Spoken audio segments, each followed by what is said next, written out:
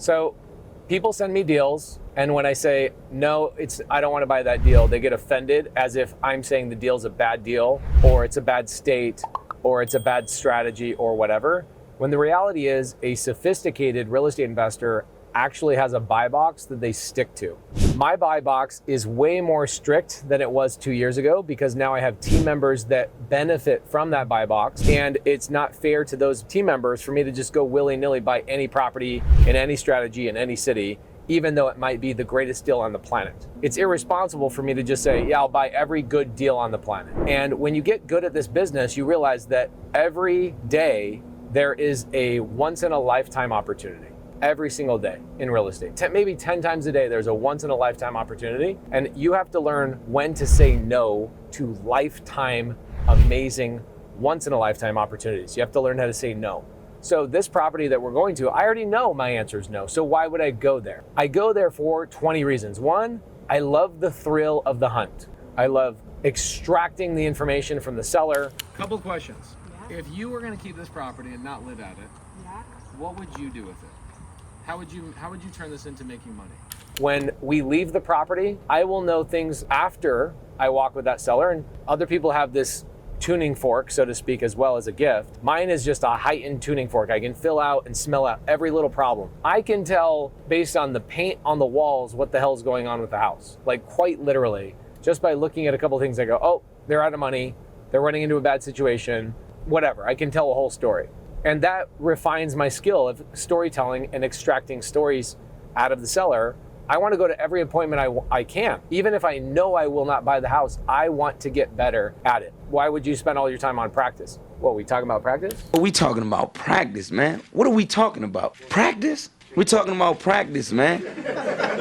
Yes, practice, practice, practice, practice. I love practice, especially in the real world. So I look at this as practice to do the skill and hone the skill that I already have. Secondly, it helps out Landon Moore and Chris Geddes, who are two students in Sub 2 that sent me the deal. I can at least give them the photo, the video, etc. And three, it gives me the ability to teach you something when I go to the property and talk to an actual seller. Every time I talk to a seller, we put it on YouTube, somebody says, I had no idea it was actually that simple. I overcomplicated this entire process in my mind. So I already know I'm not gonna buy the deal. I have a very specific set of buy boxes, and this is definitely not one of them. Why is this not my buy box? Because it's a wedding venue. That's not very scalable, is it? I can't go buy 25 wedding venues tomorrow. I could buy 25 apartment complexes and 25 single family homes and rent those things out, but I can't buy 25 wedding venues. That requires marketing plans and social media directors and a YouTube channel and talented people. It's a full-on business. What do you, me, or your partner know about wedding venues? What are we doing here? Get it under contract and assign it to somebody who does wedding venues for a living. That is where the strategy is, because you don't want to own a wedding business unless you're obsessed with that strategy. Again, people jump in the business. Oh my gosh, Pace, I got this deal under contract. What should I do? Sell it to somebody else. Make 10 grand, 20 grand, 40 grand, 50 grand. So this property is not my buy box. I'm just going there for practice, and practice makes perfect. Let's talk about what are our thoughts after seeing the property? So the strategy I used of me being the financier, did you see how she just gave me all the marbles? Because she's trying to convince me that this is a good deal, right? And then I always ask the seller, what would you do if you were gonna make money on the property? And then she's been an agent for 20 years. But if you have been a real estate agent for 20 years and your best idea is tent weddings? I could do like tent weddings, but then is that going to bring me enough money? Wintertime is so brutal here. So it's like half the year you're not going to be able to do weddings here. So I have to crush it on weddings like 6 months out of the year, right? And you're asking somebody to put $685,000 as a down payment? Then you do not understand investing at all. Zero, zilch. I'm gonna put $680,000 in your pocket. That's what she wants, and I'll tell you why she wants that. Then I have to come into the property and spend probably $300,000 to $400,000 to make that barn actually usable. And for her to go, yeah, I'm gonna put $1 million into this deal, and your best idea to make money is tent weddings? Obviously, there's no money to be made on that property. The only way that that property makes sense is if an end buyer moves into it. So really great appointment, got everything I needed. It's definitely not a deal. One, even if it was in my buy box, I wouldn't buy that deal. Here's the other thing too. Let's say it is a wedding venue. It's definitely not a great Airbnb. It's not a great event center. The house is teeny tiny. The barn needs a ton of money. It's not in a great location, but let's say you do turn it into a wedding venue. Everywhere you shoot, you've got apartment complexes in the background, and then you've got a loud ass freeway right off the side. Who wants to get married next to a freeway and next to apartment buildings? And then the property adjacent to her is also owned by the Department of Transportation. And they're about to bid it out to the public and saying, hey, we thought we needed this for the freeway being built. Who do you think's gonna buy that 10 acres right there? Apartments. The next fence over is private property. That's the parcel it's on the market, I believe, still currently. I think it's under contract.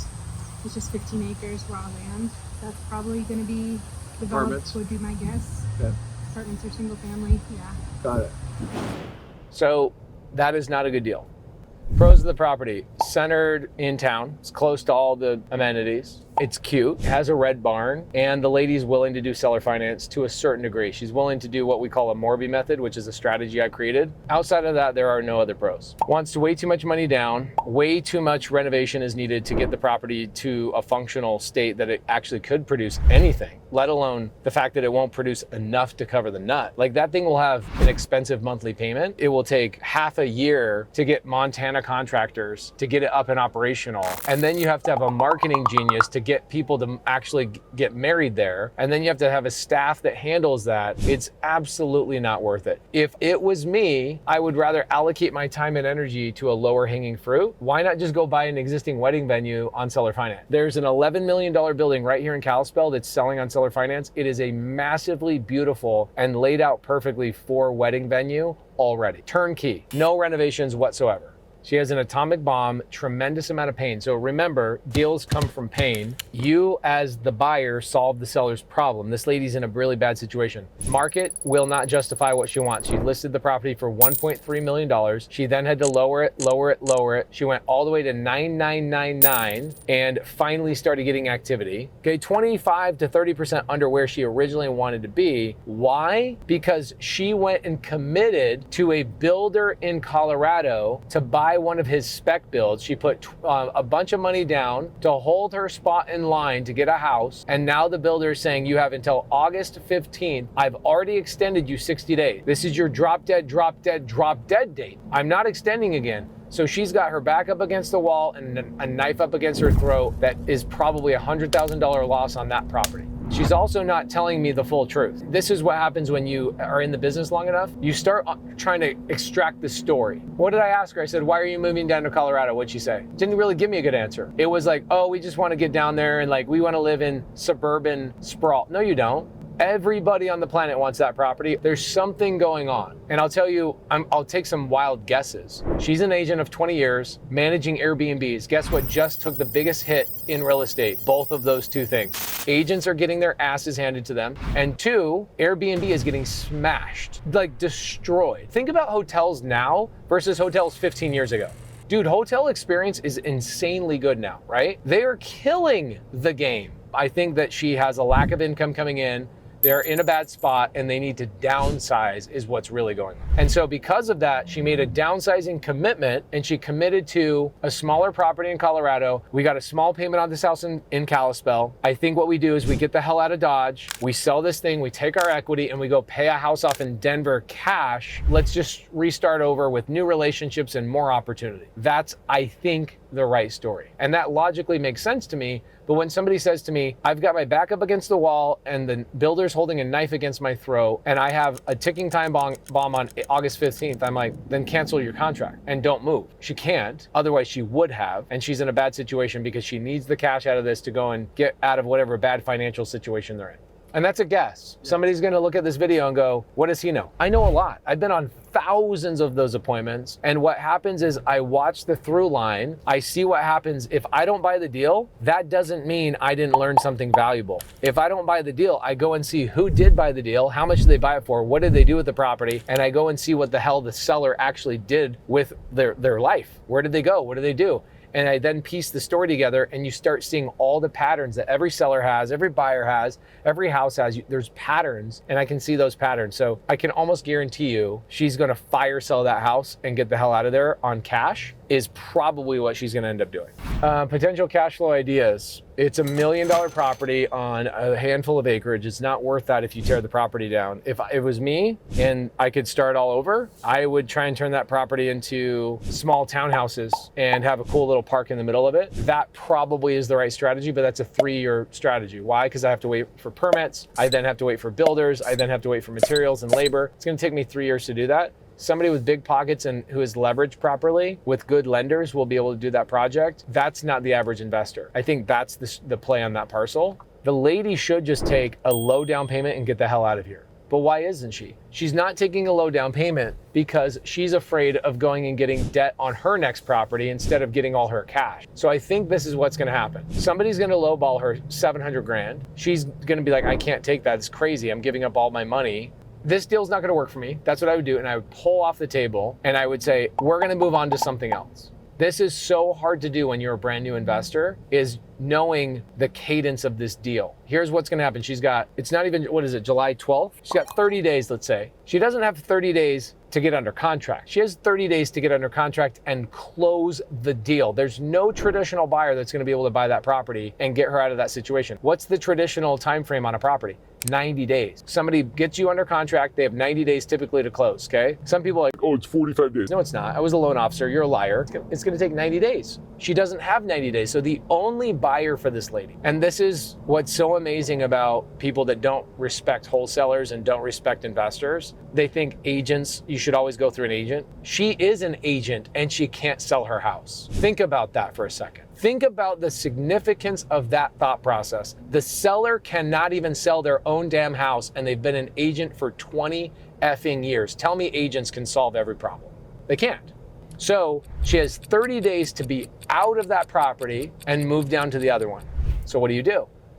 You backpedal right now and you go, hey, we looked at the numbers, too much money for us.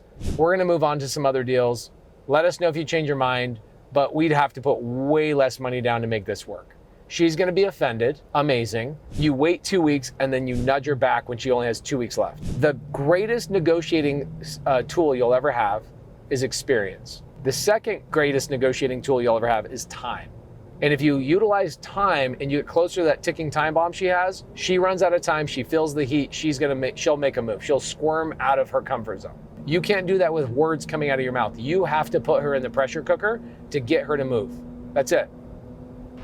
Knowing what I know now, if I could be the brain in her body for like 6 months, I would learn creative finance and go make money in town. And I would stay here. They've owned that property for a long time. They have a ton of equity. Wait until the interest rates come down, buyers can come in and buy it at a higher price and stay in the property. The problem she has is that she is running to another state and selling she has now instead of just learning a new skill and making more money. The solution to her problem and the solution to everybody's problem is make more money, acquire more skills. Think about this.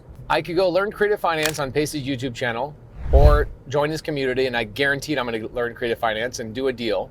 Or I can just spend 6 months trying to sell my house with no income, desperately putting myself up against a really hard situation because that's easier for me to do than going and learning a new skill. That's what she's doing. She's running away from the fact that she doesn't know how to make money in this town anymore.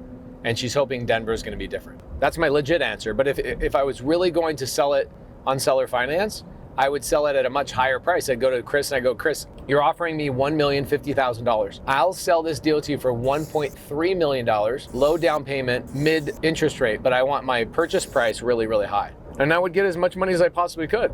And I would give them favorable terms. She's wanting to bake her cake and eat it too, which means she wants a high purchase price that nobody else is willing to give her.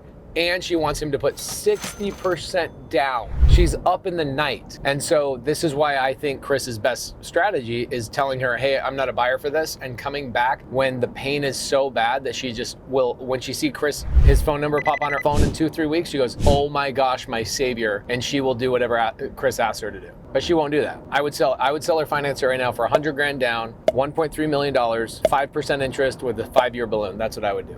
You know, one of the toughest things when you watch my YouTube video is understanding the whole entire structure of a creative finance deal. Probably what the best video for you to watch right now, based on this video you just watched. You want to see the exact timeline I follow to negotiate with a seller to get a deal done and know when to push and when not to push on a seller. Watch this video here. We'll see you in the next video.